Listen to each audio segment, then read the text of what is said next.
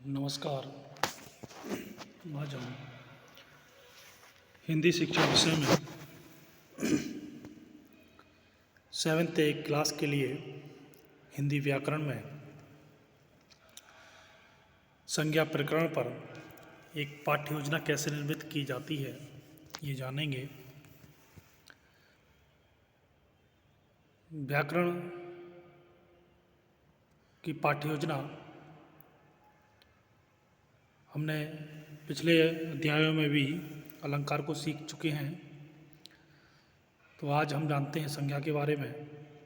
सामान्य उद्देश्य जो कि विषय से संबंधित होते हैं, छात्रों में व्याकरण के प्रति रुचि जागृत करना, छात्रों को शुद्ध हिंदी लेखन की शिक्षा प्रदान करना, छात्रों की सृजनात्मक शक्ति का विकास करना, छात्रों में तर्क शक्ति और रचनात्मक प्रवृत्ति का विकास करना, छात्रों में काव्य सौंदर्य युक्त वाचन क्षमता का विकास करना। वही विशिष्ट उद्देश्य स्पेसिफिक जो एम्स हैं उसमें जो कि टॉपिक से संबंधित होते हैं, छात्रों को संज्ञा के बारे में जानकारी प्रदान करना, छात्रों को संज्ञा के प्रकारों का प्रत्यास्मरण कराना, छात्र संज्ञा की परिभाषा बता सकेंगे व उदाहरण द्वारा भी स्पष्ट कर सकेंगे। उद्देश्य के बाद जो अगला कॉलम आता है वो बिंदु आता है पूर्व ज्ञान का। तो छात्र संज्ञा से संबंधित सामान्य जानकारी रखते हैं। शिक्षण सहायक सामग्री में सामान्य कक्षोपयोगी शिक्षण सहायक सामग्री जैसे संकेतक, चौक, डस्टर, लपेट, श्यामपट्ट इत्यादि और संज्ञा के उदाहरणों से संबंधित चार्ट।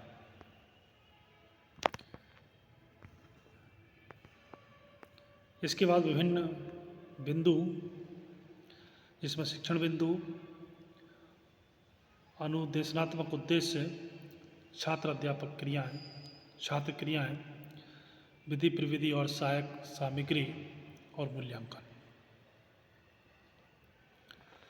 प्रस्तावना प्रश्न जहाँ पर अनुदेशनात्मक उद्देश्य है प्रत्यास्मरण। छात्र अध्यापक उदाहरण वाक्य को वाक्यों का चार्ट प्रस्तुत करते हुए विद्यार्थियों से प्रश्न पूछेगा। ये जो चार्ट आप देख रहे हैं इसको दिखाकर पहला प्रश्न छात्र अध्यापक पूछेगा, मोहन अच्छा लड़का है। इसमें मोहन किसका नाम है? तो छात्र उत्तर देंगे मोहन एक लड़के का नाम है। यहाँ पर प्रश्नोत्तर विधि का प्रयोग किया जा रहा है। दूसरा है दिल्ली भारत की राजधानी है।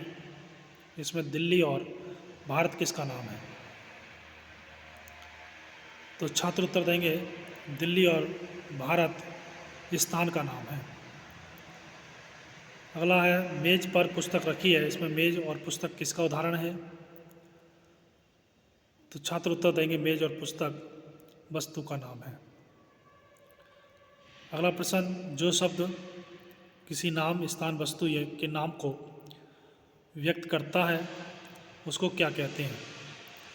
तो समस्यात्मक प्रश्न या कोई उत्तर नहीं। फिर उद्देश्य कथन जिसमें पूर्व ज्ञान को नवीन ज्ञान से जोड़ते हुए छात्र अध्यापक छात्रों से कहेगा कि छात्रों जो शब्द किसी नाम, स्थान, वस्तु के नाम को व्यक्त करता है उसको संज्ञा कहते हैं। आज हम संज्ञा का विस्तार पूर्वक अध्ययन करेंगे। छात्र ध्यानपूर्वक सुनेंगे व स्मरण करेंगे। यहाँ पर कथन विधि का प्रयोग किया जा रहा है। इसके उपरांत है प्रस्तुतिकरण जिसमें संज्ञा की प्रस्तुतिकरण है। ये शिक्षण बिंदु हैं जिसके अंतर्गत हमको पाठ्य योजना निर्मित करनी होती है। तो संज्ञा का ज्ञान यहाँ पर हमारा अनुदेशनात्मक उद्देश्य रहेगा, छात्र अध्यापक लपेट श्यामपट्ट पर लिखे हुए कुछ वाक्यों को प्रस्तुत करेगा।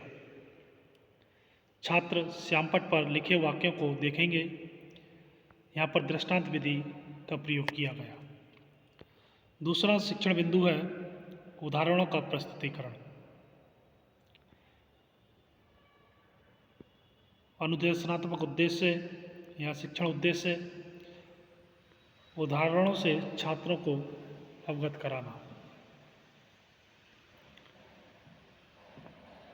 तो पहला प्रश्न है, मीरा बहुत अच्छा गाती है, इसमें नाम है।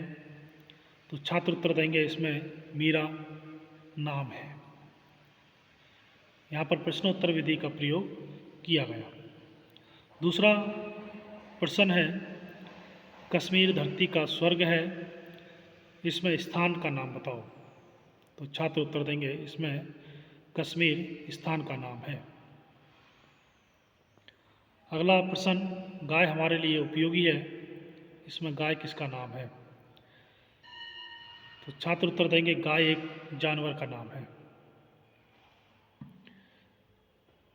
अगला प्रश्न, हमें सभी जीवों से प्रेम करना चाहिए, प्रेम क्या है। तो छात्र उत्तर देंगे, प्रेम एक भाव है।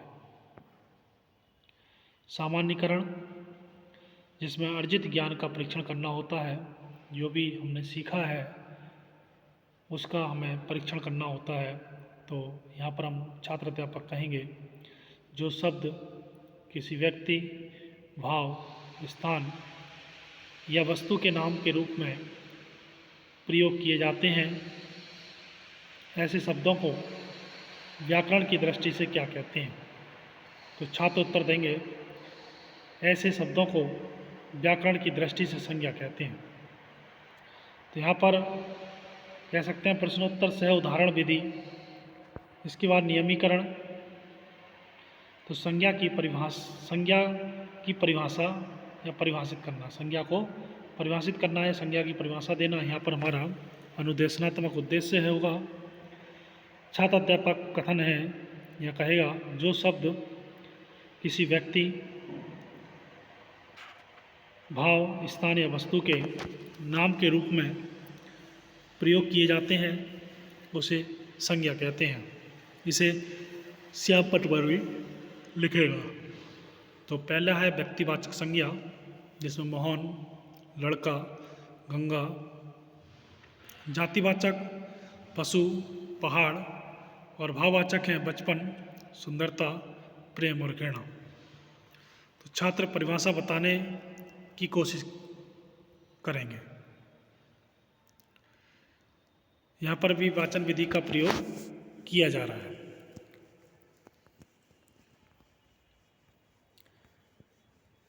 इसके बाद शिक्षण बिंदु,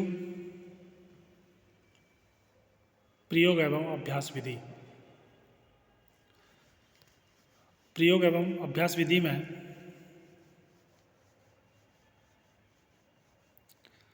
छात्रों के अर्जित ज्ञान का परीक्षण करना।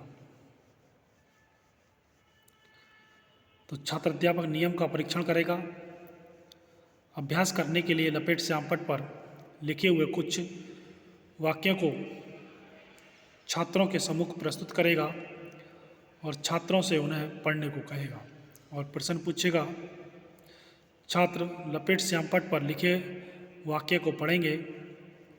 छात्र प्रत्येक वाक्य को पढ़ेंगे व उसमें आने वाली संज्ञा को बताएंगे। दृष्टांत व प्रश्नोत्तर विधि का यहाँ पर प्रयोग किया गया है। तो छात्र अध्यापक प्रश्न पूछेंगे कि बुढ़ापा एक प्रकार का अभिशाप है, तो इसमें कौन सी संज्ञा है। तो छात्र उत्तर देंगे, बुढ़ापा भारत के प्रधानमंत्री श्री नरेंद्र मोदी हैं। तो इसमें जो आने वाली संज्ञा है वो है प्रधानमंत्री और श्री नरेंद्र मोदी। वह आपसे घृणा करती है, तो इसमें घृणा संज्ञा है। वह बहुत गरीब है, इसमें गरीब संज्ञा है। यहाँ पर मूल्यांकन प्रश्न रहेगा कि संज्ञा की परिभाषा बताइए। तो छात्र संज्ञा की परिभाषा बताएंगे इसके बाद अगला शिक्षण बिंदु हमारा रहेगा श्यामपट्ट लेखन व निरीक्षण कार्य। यहाँ पर लेखन कौशल का विकास करना। तो छात्र अध्यापक सभी छात्रों से श्यामपट्ट कार्य अपनी अभ्यास पुस्तिका में उतारने को कहेगा। वह स्वयं कक्षा का निरीक्षण करेगा व पूर्व दिवसों में दिए हुए गृह कार्य को निश्चित करेगा। सभी छात्र श्यामपट्ट कार्य अपनी अभ्यास पुस्तिका में उतारेंगे। लेखन व निरीक्षण विधि का यहाँ पर प्रयोग किया जा रहा है। तो यहाँ पर जो ब्लैक बोर्ड है इस पर लिखा हुआ है कि परिभाषा, जो शब्द किसी व्यक्ति, भाव, स्थान या वस्तु के नाम के रूप में प्रयोग किए जाते हैं उसे संज्ञा कहते हैं। व्यक्तिवाचक संज्ञा मोहन, लड़का गंगा, जातिवाचक संज्ञा पशु पहाड़ और भाववाचक संज्ञा प्रेम, सुंदरता, बचपन। इसके बाद अगला शिक्षण बिंदु रहेगा गृह कार्य का, जिसमें छात्र अध्यापक लपेट श्यामपट्ट पर गृह कार्य छात्रों से उतारने को कहेगा कि संज्ञा के कोई 5 उदाहरण लिखकर लाइए। यहाँ पर अभ्यास अनुदेशनात्मक उद्देश्य रहेगा छात्र गृह कार्य को अपनी अभ्यास पुस्तिका में उतारेंगे। यहाँ पर लेखन विधि का प्रयोग किया गया। तो ये था संज्ञा प्रकरण पर पाठ्य योजना कैसे निर्मित की जाती है। धन्यवाद।